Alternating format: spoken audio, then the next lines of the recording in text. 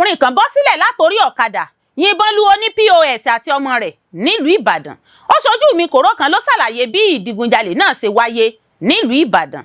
Ó mà ṣe o, àwọn ajínigbé agbébọn jí àgbẹ̀ ọlọ́sìn abìyẹ́ àna rẹ̀ lọ́kùnrin lẹ́nu ibodè ìlú Kogi sí Èkìtì ṣekú pa èèyàn kan, béèrè fún 250 mílíọ̀nù náírà 250 mílíọ̀nù náírà owó ìtanràn. Ta ni ó gbà wá báyìí? Ó dàbí pé ìjọba ti gbàgbé wa ní àwọn agbébọn ṣe ń kọlù wá lọ́pọ̀ ìgbà. Ẹ̀mí 11 ló tún bọ́ nínú ìkọlù tuntun yìí. Àwọn olùgbé ìlú ló ké gbàjarè síta bẹ́ẹ̀. Àwọn agbébọn ṣekú pa èèyàn 4, dáná sun àwọn ilégbèé nípínlẹ̀ Ọ̀ṣun. Èdì rèé o, ọ̀dájú ọkùnrin kan ṣekú pa ìyá rẹ̀ ẹni ọdún 71 nípínlẹ̀ Akwa Ibom. Ẹ gbọ́ àwọn àtúpalẹ̀ ìròyìn náà lẹ́kùnrẹ́rẹ́. You are welcome to Drive TV. If you're new to this channel, consider subscribing so you won't miss out any of our latest video. Lójijì ni ọkùnrin kan bẹ́ sílẹ̀ látorí ọ̀kadà yìnbọn lu oní POS àti ọmọ rẹ̀ nílùú Ìbàdàn. Ó ṣojú mi kòró kan ló ṣàlàyé bí ìdigunjalè náà ṣe wáyé nílùú Ìbàdàn. Iléeṣẹ́ ọlọ́pàá ìpínlẹ̀ Ọ̀yọ́ àti ó ṣojú mi kòró ti ṣàlàyé bí ìṣẹ̀lẹ̀ ìdigunjalè ṣe wáyé nílùú Ìbàdàn. Ìṣẹ̀lẹ̀ ọ̀hún ló wáyé ní agbègbè Mọ́kọ́lá nílùú Ìbàdàn. Ó ṣojú mi kòró kan tó bá àwọn akọ̀ròyìn sọ̀rọ̀ sọ wípé ní déédéé aago 12:00 ọ̀sán ní ọkùnrin kan tí ẹnikẹ́ni kò tíì mọ orúkọ rẹ̀ kúrò nínú báǹkì ìgbàlódé kan tó wà ní agbègbè Dùgbẹ̀. Ó ní ọkùnrin náà bá ọmọ rẹ̀ obìnrin sọ̀rọ̀ lẹ́bàá ọ̀nà nígbà tí ọkùnrin kan ṣàdédé bọ́ sílẹ̀ lórí ọ̀kadà alùpùpù kan tó sì ṣínà ìbọn bolẹ̀. Nínú àpèjúwe ọ̀daràn náà, ẹni tí ìṣẹ̀lẹ̀ náà ṣojú rẹ̀ ní aṣọ dúdú ni afurasí ọ̀daràn náà wọ̀ tó sì tún dé fìlà dúdú lé lórí. Ó ní àwọn rò wípé ẹni mímọ̀ ọkùnrin oníṣòwò POS ni, ṣùgbọ́n nígbà tí ó yìnbọn àkọ́kọ́ ní ọ̀pọ̀ tó mọ̀ wípé adigunjalè ni ọkùnrin náà. Òṣìṣẹ́ àjọ OSMA tí ìṣẹ̀lẹ̀ náà ṣojú rẹ̀ ní ìgbà méjì ní ọkùnrin ọ̀daràn náà yìnbọn lu oníṣòwò POS ọ̀hún, ṣùgbọ́n ìbọn ẹlẹ́ẹ̀kejì ló bá lẹ́yìn mọ́ ibi ìtàn rẹ̀. Ó ní níṣe ni gbogbo àwọn tó wà níbi ìṣẹ̀lẹ̀ náà sá lọ kí wọ́n tó padà láti gbé ọkùnrin oníṣòwò POS náà lọ sí ilé ìwòsàn àlàáfíà tó wà ní agbègbè náà. Dókítà Adésànyà Adéọlá ti ilé ìwòsàn àlàáfíà tó wà ní agbègbè Mọ́kọ́lá bá àwọn akọ̀ròyìn sọ̀rọ̀ tó sì jẹ́ kó di mímọ̀ pé lóòótọ́ ni wọ́n gbé ọkùnrin náà wá ọgbà ilé ìwòsàn àlàáfíà, ṣùgbọ́n ìtọ́jú dídóòlẹ̀mí nìkan làwọn fún un kí wọ́n tó gbé lọ sí ilé ìwòsàn UCH fún ìtọ́jú tó péye. Ìwádìí fi hàn wípé aago 6 ìrọ̀lẹ́ àná ni wọ́n gbé ọkùnrin tí ìbọn bá náà lọ sí ọgbà ilé ìwòsàn UCH níbi tí wọ́n ti yọ ọta ìbọn lára rẹ̀. Ọ̀gá àgbà kan ní UCH ẹni tí kò fẹ́ ká dá orúkọ òun fìdí rẹ̀ múlẹ̀ wípé lóòótọ́ ni wọ́n gbé ọkùnrin náà wá tí wọ́n sì ṣe iṣẹ́ abẹ fún un lẹ́sẹ̀kẹsẹ̀. Lọ́wọ́lọ́wọ́ báyìí ara rẹ̀ ti ń bọ̀ sípò. Gbogbo ìgbìyànjú akọ̀ròyìn láti rí ọkùnrin náà ló já sí pàbó.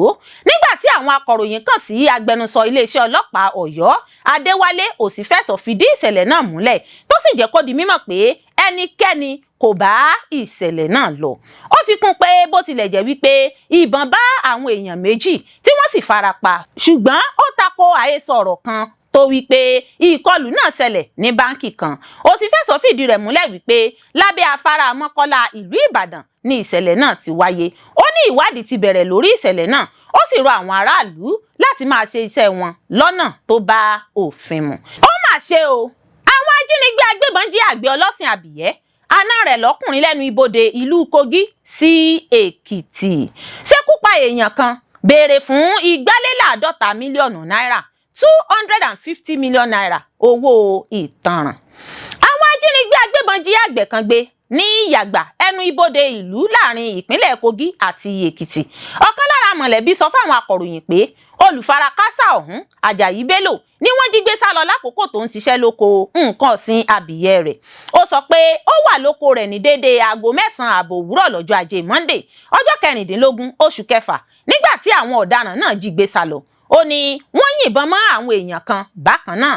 Àwọn ajínigbé agbébọn ọ̀hún tún pe àwọn tí wọ́n sì ń béèrè fún 250 mílíọ̀nù náírà gẹ́gẹ́ bí owó ìtanràn ìdóòlẹ̀mí tí wọ́n sì sọ wípé àwọn kò ní tú sílẹ̀ títí di ìgbà tí wọ́n bá sanwó pé. Wọ́n ní àwọn ajínigbé ọ̀hún ò tí ì fún àwọn ní gbèdéke ọjọ́ láti fi sanwó ìtanràn náà. A gbọ́ pé wọ́n jí àna Àjàyí lọ́kùnrin náà bákan náà. Ọ̀kan lára àwọn olùfarakásá tí ọta ìbọn bá lákòókò ìkọlù náà, Musa Ibrahim sọ fáwọn akọ̀ròyìn pé òun mórí bọ́ sàásálà fún ẹ̀mí ara òun. Ó ní lákòókò tóun gbìyànjú láti fẹsẹ̀ fẹ́ ni wọ́n yìnbọn mọ́ òun lẹ́sẹ̀. Ó fi kún pé láti ìgbà tí ìṣẹ̀lẹ̀ náà ti wáyé lòun ti ń pòrí ọgbà ilé ìwòsàn láti ilé. Ẹ̀wẹ̀, nígbà tí wọ́n kàn sí alukoro fún iléeṣẹ́ ọlọ́pàá ìpínlẹ̀ Kogi, William Aya, fìdí ìṣẹ̀lẹ̀ náà múlẹ̀, ṣùgbọ́n tó sọ wípé òun kò gbọ́ nípa owó ìtanràn ìdóòlẹ̀mí tí àwọn ajínigbé ń béèrè fún lákòókò náà. Ó ní ikọ̀ agbófinró ọlọ́pàá ti ń sa gbogbo ipá wọn láti rí i dájú pé ọkùnrin àgbẹ̀ náà rí ìtúsílẹ̀ òmìnira gbà kúrò láhàámọ́. Àwọn sì ń ṣiṣẹ́ pọ̀ pẹ̀lú àwọn ikọ̀ fìjìláńtè ìbílẹ̀ láti dóòlà olùfarakáásá náà. A ò ní ṣe kòńgẹ́ ajínigbé agbébọn o, láṣẹ Ìlédùà. Ta ni ó gbà wá báyìí? Ó dàbí pé ìjọba ti gbàgbé wa ní àwọn agbébọn ṣe ń kọlù wá lọ́pọ̀ ìgbà. Ẹ̀mí 11 ló tún bọ́ nínú ìkọlù tuntun yìí. Àwọn olùgbé ìlú ló ké gbàjarè síta bẹ́ẹ̀ ìyá. Ehamufu jẹ́ agbègbè kan níjọba ìbílẹ̀ Izuzo nípínlẹ̀ Enugu tí ìlú náà sì ń ṣọ̀fọ̀ báyìí lẹ́yìn tí àwọn agbébọn ṣèkọlù sí agbègbè náà tí wọ́n sì ṣekú pa èèyàn 11. Ìṣẹ̀lẹ̀ yìí wáyé lọ́jọ́ Ajé Monday, ọjọ́ 16 oṣù kẹfà ọdún 2025 lásìkò tí àwọn aráàlú ń sùn lọ́wọ́. Àsìkò yìí ni àwọn agbébọn ya wọ agbègbè náà tí kìí sì ṣe ìgbà àkọ́kọ́ tí irú ìṣẹ̀lẹ̀ náà yóò wáyé. Ọ̀pọ̀ aráàlú ló péjọ sí agbègbè ìlú lẹ́yìn tí wọ́n gbọ́ ìròyìn ìkọlù náà. Olùgbé agbègbè náà, Ifeanyi Ogeyi, sọ fún àwọn akọ̀ròyìn bí ìṣẹ̀lẹ̀ náà ṣe wáyé tó sì jẹ́ kó di mímọ̀ pé àwọn darandaran ti kúrò nínú igbó tí wọ́n wà tẹ́lẹ̀ tí wọ́n sì ń wá sínú ìlú láti ṣekú pa àwọn aráàlú. Ogeyi ṣàlàyé pé ó dàbí pé ìjọba ti gbàgbé àwọn aráàlú náà bí wọn kò ṣe tí ì gbé ìgbésẹ̀ kankan lórí ìṣẹ̀lẹ̀ ọ̀hún. Ó ní àwọn aráàlú kò ní ohun ìjà kankan láti dáàbò bo ara wọn. Ó ní àwọn ẹ̀ṣọ́ aláàbò ìbílẹ̀ kò lè dá nǹkan ṣe. Ìjọba ní láti ran àwọn lọ́wọ́ lórí ọ̀rọ̀ àwọn ọ̀daràn yìí. Ọ̀sẹ̀ tó kọjá wọ́n ṣekú pa ọ̀pọ̀ èèyàn nílùú Mbuji. Ní ọ̀sẹ̀ yìí wọ́n tún ṣekú pa èèyàn 11 míì ní Agwemede. Wọ́n ní àwọn kò ní oúnjẹ mọ́ ní Ehamufu. Kò sí ẹnikẹ́ni tó fẹ́ lọ sí oko mọ́, nǹkan tó jẹ́ ohun ìdánimọ̀ àwọn. Àwọn aráàlú kan ní àwọn rí ọkọ̀ òfurufú tó ń kọlu àwọn agbègbè náà, ṣùgbọ́n àwọn kan ní àwọn kò rí nǹkan tó jọ mọ́ bẹ́ẹ̀. Àwọn akọ̀ròyìn kò sì lè fìdí èyí múlẹ̀.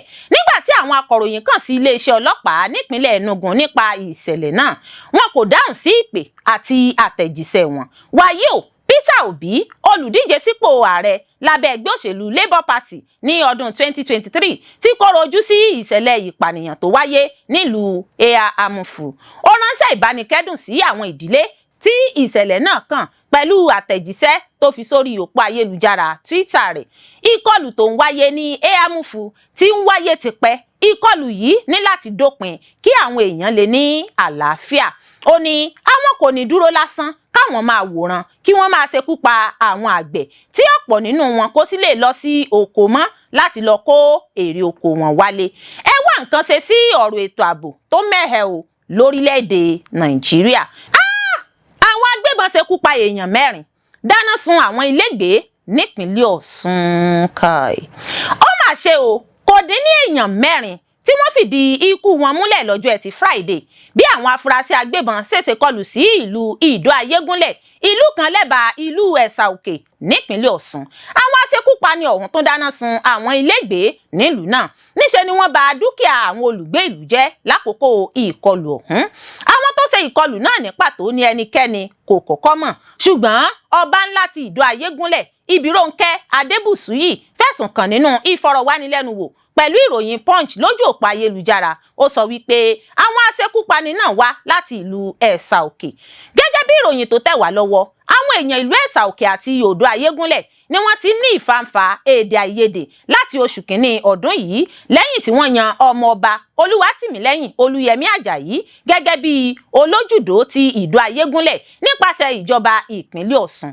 Ẹni tó ń sọ̀rọ̀ nípa àwọn àṣekọlù ọ̀hún, ó ní níṣe ni wọ́n ń fi nǹkan bo ojú wọn. Ó sọ síwájú sí pé àwọn èèyàn àwọn ń ṣiṣẹ́ òòjọ́ wọn lákòókò tí àwọn jàǹdùkú ya bo ìlú náà tí wọ́n sì bẹ̀rẹ̀ sí ní ṣínà ìbọn bolẹ̀. Wọ́n bo ojú wọn ṣùgbọ́n àwọn dá àwọn kan mọ̀ nínú wọn. Ó ní láti ọ̀nà Ẹ̀sà Òkè ni wọ́n ti wá gúnlẹ̀ sí agbègbè àwọn pẹ̀lú ọ̀kadà alùpùpù ní déédéé aago 10 àárọ̀ tí wọ́n sì yí ìlú náà ká ṣekú pa èèyàn 4 nípakúpa. Níṣe ni wọ́n gé orí àwọn míì já bọ́lẹ̀ nínú àwọn olùfarakásá àti ọrùn ọwọ́ ẹlòmíràn. Ẹni náà sọ wípé lẹ́yìn tí àwọn agbébọn náà ṣekú pa àwọn èèyàn ọ̀hún tán, níṣe ni wọ́n tún ju òkú wọn sínú kànga tí wọ́n sì tún jan àwọn òkúta ńláńlá lù wọ́n mọ́ inú kànga náà. Gbogbo àwọn tí wọ́n ṣekú pa náà ló jẹ́ ọmọ ìlú Ìdó Ayégúnlẹ̀. Ó ní àwọn èèyàn 2 sì ti dàwátì, ṣùgbọ́n òkú èèyàn 4 ni wọ́n fìdí rẹ̀ múlẹ̀. Òkú wọn sì ti jẹ́ gbígbé lọ sílé ìgbókùpamọ́sí ilé ìwòsàn Wesley Guide ní Ìléṣà. Ẹni náà rọ ìjọba ìpínlẹ̀ láti rí dájú pé wọ́n fi gbòòrò òfin gbé gbogbo àwọn aṣèkọlù ọ̀hún kí wọ́n sì fojú wọn wìnà òfin. Ẹ̀wẹ̀, nígbà tí wọ́n kàn sí ọwá mìíràn tìlú Ẹ̀sà Òkè, ọba Adéyẹmí Adédìran, ó sọ wípé gbogbo àwọn tó ń fẹ̀sùn kan ìlú òun kí wọ́n jáde bọ́ síta kí wọ́n sì pèsè ẹ̀rí tó dájú. Ọba Adédìran sọ wípé òun kò mọ nǹkan kan nípa ìṣẹ̀lẹ̀ náà. Wàyí o, ọba Adédìran ni wọ́n rí ní olú iléeṣẹ́ ọlọ́pàá ìpínlẹ̀ Ọ̀ṣun lọ́ṣogbo lọ́jọ́ Ẹtì Friday. Ẹnìkan sọ wípé lákòókò àbẹ̀wò rẹ̀ sí olú iléeṣẹ́ ọlọ́pàá, orí adé ọrùn ìlẹ̀kẹ̀ náà pàdé pọ̀ pẹ̀lú kọmíṣánná ọlọ́pàá ìpínlẹ̀ náà Ibrahim Gota lójúnà láti jíròrò lórí ọ̀rọ̀ wàhálà ìfàǹfà rògbòdìyàn tó ń ṣẹlẹ̀ lágbègbè náà.